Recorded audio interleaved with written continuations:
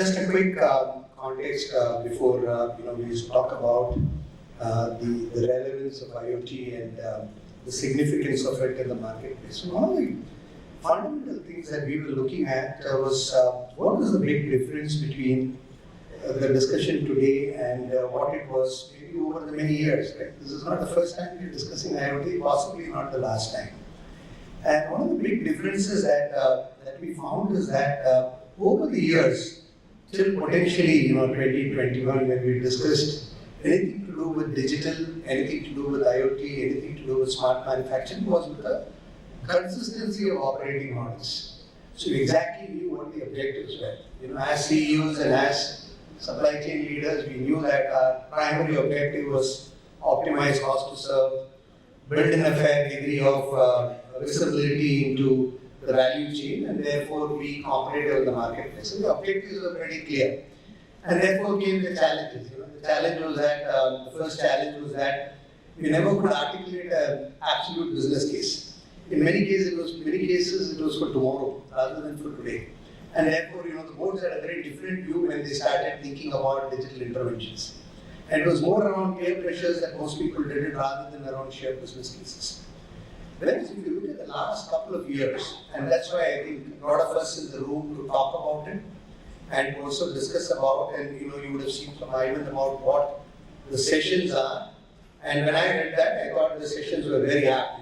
Really talking about global value chain participation, which means it's not just limited to local competitiveness. We're talking about digital supply networks, which means it's just not about linear value chains that we are discussing in the context of the GVC itself. And then obviously, some of the very emerging areas like mobility, as well as the semiconductor story that we are coming up with. So the first thing that I took away was that I think we are discussing IoT in a manner where the operating models are very different from what it was today. So today, if you look at the operating model, it's undefined. So you have a plethora of options as a CEO to start looking at IoT definitions. It could be flexibility, it could be resilience building in the supply chain, it could essentially be looking at end-to-end visibility itself in many cases, and more important for a lot of us, predictability as to what we can do, because we are in a situation where demand is outstripping supply and we all want to make the best use of it. So to that extent, I think maybe the way in which we as leaders would want to look at IoT in the new definitions to see how the operating model is very different and what operating models are evolving in our businesses. That's possibly point number one. The second one, which I thought was very relevant when we looked at IoT in the new context, it was not really about products. So until recently, whenever we discussed IoT, we only spoke about two things. We spoke about connected organizations, we spoke about connected products. And these were pretty much, I think, in vogue when we started discussing IoT. Whereas now, it's all about solutions. So we are now not talking about products, we're not talking about services, we're not talking about sources, and we're not talking about the entire planning dimension of it. We're really talking about what solutions we need to provide. And if you have to provide these solutions, how does really IoT and digital enable that? And which essentially means very clearly, we go beyond the current organization. And to that extent, linking it back to your operating model, you also have a scenario where you have to go and revisit your fundamentals as to how are you going to engage with others. Which is why you would find, I was happy to find a session on digital supply networks, because that really gets into the theme to say there are obviously changes in operating models, and with the changes in operating models, there are obviously new ecosystems which need to be created, and that's essentially the way to go. The third thing which I thought was very relevant was till now, governments were actually oblivious to this. We never had governments coming and talking to us to improve our competitiveness. And very, very clearly for India, it's a big requirement. You have a total factor productivity in case we've not measured it for your individual businesses, you may want to go and do it. One of the things that the data says is that our total factor productivity as a nation, which is nothing but sum total of all resources and sum total of all output, and how does the productivity in generating the output on a year-on-year, quarter-on-quarter basis. So you would be very surprised to find that the total factor productivity for India is roughly anywhere between, I can be wrong, anywhere between 1.75 to 2.5%. CAGR. And most other countries, Europe itself is an exaggeration. Most other countries would be, let's say, when I say most other, peer countries would be looking at 3.5 and plus, which essentially means that they have double the productivity of what we're looking at. So I was really reflecting it from my perspective. Right? When anyone asks for a 10% salary increase, your only productivity increase will only be 2.5% and you're asking for 10%. So there's more individual reflection. But if you really look at it, that's a big driver for us to start thinking about digital and IoT in perspective from an India context. So we are a country which has a high cost asset model because our interest costs are pretty high. Most organizations would run 10% plus for acquiring assets. Therefore, our asset performance ratios have to be one of the best in the market, given the fact that we have a high cost leverage in asset. And to that extent, I think if you're also having a total factor productivity is not just about labor and resources, right? It's about all resources that we have. So to that extent, I think it will be extremely relevant even from a pure financial perspective for us to start looking at it. The fundamental shift that we need to make is we always think of it as labor arbitrage and look at the business case for digital and IoT, and we find that it doesn't match, where we really need to start thinking and shifting the linkage to total factor productivity. So that's potentially the third dimension that I would say which is becoming very relevant beyond the aspect of operating model changes and really the ecosystems which are evolving. I think the third dimension is really around factor productivity.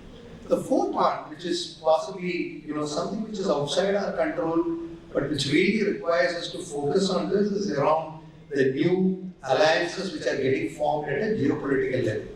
Because earlier, geopolitical alliances were fundamentally focused on the areas of defense and security, whereas today it's around trade. So you would have seen the number of FTAs that we are signing over the last couple of years. It could be with UAE, the one with Australia, the one with UK, obviously discussions going on with other partners, which essentially means that your value chain can be very different in the next couple of years because these are immediately implementable ones. And these value chains can be very different in the next 1 year from what you are procuring today or what you are doing today. Which means that it's just not about identifying the source, it really means also therefore your entire ecosystem will go for a change. And to that extent, and compounding that, or rather adding to that complexity would also be the fact that you're also looking at dimensions around local incentives and subsidies that governments are providing. In our case, let's say we have research-linked incentives, we have production-linked incentives, and the entire dimension around that. So therefore, the fourth one, and it can be a little bit of a scary thing because 2 out of the 4 factors are potentially not in our control. A lot of it is to really do with what many of the others think can do. And to that extent, I think the level of predictability with which you would want to run your entire business is much higher than what it was earlier. That's essentially the reason why everybody is talking about prediction, everybody is talking about analytics, not because it's a good word and it's a nice word, but primarily because the factors of influence are outside your circle. And therefore, you just have to see around the bend and do it. And that can't be done fundamentally with empirical analysis, which we are all used to. Which is where a lot of IoT comes into perspective, because a lot of real-time requirements, coupled with factors which are outside the influence of business, need to be addressed. So that's a fourth factor, which I think is pretty much the change that you as leaders would want to really consider when you start thinking about the journey or accelerating your journey, depending on where you are. The fifth and the most important factor, which I think has become pretty much relevant as we go by, is the pervasiveness of technology itself. And therefore, fundamentally old adages around what are the costs for technology to really, and I'm sure that there are eminent speakers after this who are going to come and talk about it. I think there is a session also around that. One of the things that you will find is also new discoveries as to how many of those which were, in my view, fixed have become variable because it's shared. And therefore, as long as it becomes shared, it becomes far more easier. The unit cost to serve becomes pretty less, and therefore, also the fact that if you want to improve your predictability, pretty much with the cost to serve which is acceptable to you has become very, very relevant. So that's, I think, the fifth factor in my view, which is primarily impacting this. And therefore, one of the dimensions that I see where companies are struggling with is therefore the decision on where to start or how to accelerate. Some of these factors are known to people, some of them are fundamentally not known to people. But and I was asking one of my colleagues, what do you think is the big change that has happened? He said there's only one change, right? He said, everybody has been focusing only on demand. He said, everybody looks at demand and saying, we spend a lot of our energy, time, effort in life around demand, and suddenly we are finding it's not that, it's supply. And I thought it's a great way to start thinking about how the operating model changed. So to that extent, I think one of the things that you may also want to look at is the dimension of predictability with all these things in context. And when we start looking at all these 5 or 6 factors, and you start looking at 4 of them being outside, or 3 of them being outside the control of the enterprise, or even the control of the smaller ecosystem, that's where we may want to really look at what to prioritize in our journey. And the prioritization has been really around, if you look at where most journeys have started where the prioritization has been really around synchronizing demand and supply in a big way. The second one, given the fact that it's been a real asset cost intensive country, the whole journey has been around how can we really predict the behavior of our assets, call it maintenance, call it anything, predict the behavior of our assets, and really ensure that we are able to really get the best out of the asset in the most optimal manner that is feasible. That's been the second big journey. The third journey, which has been because we've been in a situation where we never had flexibility, and the flexibility we never had because we never had visibility. And to that extent, I think the third journey dimension that most people are really focusing on now is to start thinking about how do we really build visibility into our value chains, and therefore can I go beyond my immediate tier of understanding and see what more can I get beyond that. So that's been the third big dimension. And the fourth one has obviously been on new ways of measuring things. When you start looking at a pre-COVID scenario and a post-COVID scenario, the measures have become very different.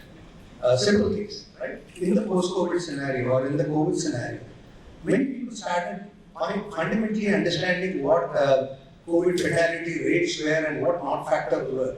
We never thought not factors meant for supply chains, right? We always thought not factors were meant for doctors to understand the transmission. But what people understood is that that's a lead indicator because 7 days after that the road closes down to the port. And therefore, if you're able to really look at it, then you know that this factor has an implication on my business and therefore what to produce, how much, where, and in what quantity. So to that extent, a lot of the new matrices that people have started looking at have become very different.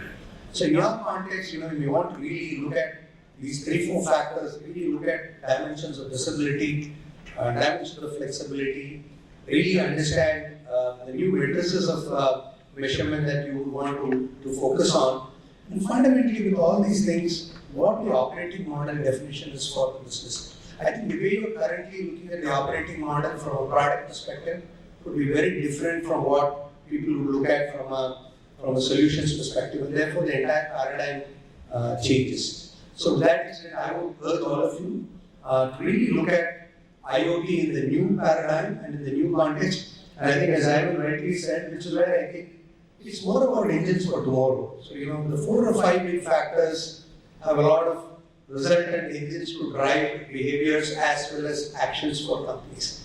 And therefore, all of them not just for today, but also for tomorrow. So that I think in many ways, I think the theme of the conference is pretty apt. And as you go to the next sessions, look at all the discussions from the context of the new emerging environment for IoT, which is very different in my view from what happened maybe till about 2021. So that's briefly what I thought I'll convey to you in the opening session, and then look forward to the next sessions. Thank you.